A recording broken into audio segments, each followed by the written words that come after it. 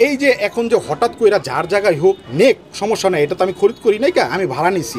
এখন ওনারা যে আইসা যে এই ভাঙাভাঙি করতেছে, অন্তত একদিন আগে হইলো তো আমাকে বলবে। যদি না বলে যদি এই কাজটা করে তাহলে কোনো মাইনে হয়, দুঃখ তো এইটা কাটার ভিতরে। দেবত্ব সম্পত্তি কখনো হস্তান্তর হয় না, বিক্রি হয় না, বায়না হয় না। জেলা প্রশাসকের পক্ষে হিন্দু ধর্মীয় কল্যাণ ট্রাস্ট এই সম্পত্তি এখন দেখাশোনা করবে। যদি ভাড়া হয় আমার জন্য, ওয়ার্কশপের জন্য আমার এটা জায়গাটা দরকার। তো ওরা বলছে যে নেন, কোনো সমস্যা নাই, আমাদের এই জায়গাটা লিস্টে নেওয়া আছে। তা আমি বলছি যে এটা যে তৈরি করে নিব, এটা তো আপনাকে নিজেকেই তৈরি করে নিতে হবে। এটা রোজার মাসে এটা অনেক তৈরি করছে, অনেক মানে টাকা পয়সা খরচ করছে, অনেক হয়রানি হয়েছি আমি ভাই। পুলিশকে টাকা দিতে হয়েছে, ঠিক আছে, বিভিন্ন জায়গায় টাকা পয়সা দিয়ে আমার পকেটে টাকা দিছি।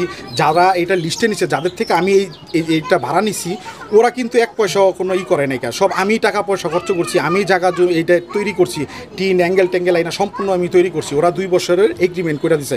ওরা বলতেছে যে জায়গার মালিক যা আছে ওর সাথে থেকে ওনারা নাকি 2 বছরের এগ্রিমেন্ট করছে, ঠিক আছে। এগ্রিমেন্ট করার পরে ওরা বলছে যে আপনাকেও আমি 2 বছরের জন্য এগ্রিমেন্টে ভাড়া দিব। আমি ঠিক আছে, ফাইন। তারপর তাছাড়া তো কোনো সমস্যা হবে না। ওরা বলতেছে যে না, কোনো সমস্যা হবে না। তো ওদের নামে আমি এগ্রিমেন্ট করছি, আমার কাছে এগ্রিমেন্ট পেপারও আছে, ঠিক আছে, এগ্রিমেন্ট পেপার আছে। আর এটা আমি তৈরি করছি, প্রায় 6 লক্ষ টাকার মতন খরচ গেছে আমার এই যে পুরো সেট আপ বানানোর জন্য। 6 লক্ষ টাকা খরচ সব আমার নিজের থেকে দিছি। দেওয়ার পরে ওরা প্রতি মাসে আমার থেকে ভাড়া নেয়। হ্যাঁ, প্রতি মাসে ভাড়া 25,000 টাকা ভাড়া নিতেছে আমার থেকে। এই যে এখন যে হঠাৎ কইরা যার জায়গায় হোক নেক সমস্যা নাই, এটা তো আমি খরিদ করি নাই, কা আমি ভাড়া নিছি। এখন ওনারা যে আইসা যে এই ভাঙাভাঙি করতেছে, অন্তত একদিন আগে হইলো তো আমাকে বলবে। এই যে আমার ক্ষয়ক্ষতি হয়েছে, বলুক, আমি চলে যাবো কোনো সময়। এটা তো আমার কোনো জবরদখল নাই, তাই না? আমি তো ভাড়া নিছি, বলুক। এটা সরাইতে হবে, নোটিশ দেখ, নোটিশ দেয় নাই। আমি বলছি যে স্যার আমাকে একটু নোটিশ দেন বা আমাকে একটু সময় দেন, আমি সরাই বলতেছি। আমার নিজের হাতে সরাইলে জিনিসটা নষ্ট হবে না। ওরা বল্টুজার জ্বালাইলে আমার জিনিসটা পুরো ড্যামেজ হয়ে যেতেছে গা। এই যে ক্ষতিপূরণ কে দিবে? একটা মাস তো সময়, একটা দিন হয়তো সময় দিবে। আমার কিচ্ছু বলো না, এই যে বুলডোজার চালাইতেছে, এটার কোনো মাইনে হয়? তার জন্য আমি আল্লাহর কাছে বিচার দিই, হাসবি আল্লাহ ওয়া নি'মাল ওয়াকিল। কে হাসবি আল্লাহ, আল্লাহ বিচার করবে যে আমার ক্ষতি কেন করতেছে। আমাকে বলুক, একদিন অন্তত সময় দেব। না, মিথ্যা কথা কোনো নোটিশ দেয় না ভাই। নোটিশ দিলে তো অবশ্যই সরা দিব ভাই, এটা কোনো মানে হয়? আমি আমার যার থেকে আমি ভাড়া নিছি ওকেও তো আমি জানাবো। এটা আর কিছু নেই, আর কি আমার কপালে আল্লাহ পাক যা রাখছে তাই হবে। আমার অন্য জায়গায় শিফট হবে। আমার এই যে ক্ষয়ক্ষতি, এটা কি করব? একটা মানুষের তো অন্তত বলতে হবে। যদি না বলে যদি এই কাজটা করে তাহলে কোনো মাইনে হয়, দুঃখ তো এইটা কাটার ভিতরে। এটা আমাদের হিসাবে এই জায়গাটা বেদখল আছে প্রায় 20 বছর যাবত। এটা আমরা 100 মাস থেকে 5-10 বছর যাবত এই জায়গাটার মধ্যে একটি আনসার ক্যাম্প ছিল। আমরা এই আনসার ক্যাম্পটি সরিয়ে নেওয়ার জন্য আমরা মাননীয় স্বরাষ্ট্রমন্ত্রী মহোদয়ের শরণাপন্ন হয়েছি।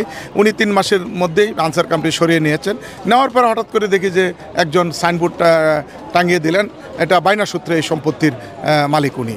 তা আপনারা জানেন যে এটা একটা দেবতার সম্পত্তি, দেবত্বর সম্পত্তি কখনো হস্তান্তর হয় না, বিক্রি হয় না, বায়না হয় না।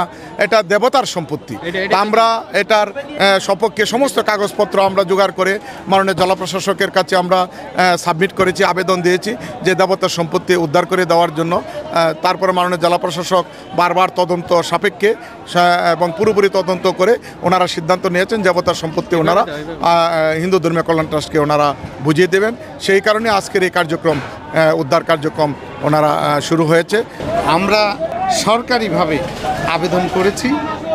আবেদন করার পরে সরকার, বিভাগীয় কমিশনার এবং জেলা প্রশাসক মহোদয় সরকারি নীতিমালা অনুযায়ী তদন্ত রিপোর্ট পেয়েছেন।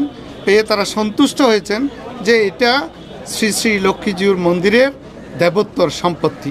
মাননীয় জেলা প্রশাসক এই সম্পত্তির এখন কাস্টোডিয়ান। জেলা প্রশাসকের পক্ষে হিন্দু ধর্মীয় কল্যাণ ট্রাস্ট এই সম্পত্তি এখন দেখাশোনা করবে। আমরা সরকারের কাছে কৃতজ্ঞ যে দীর্ঘদিন পরে আমাদের মন্দিরের সম্পত্তি উদ্ধার করতে পারলাম।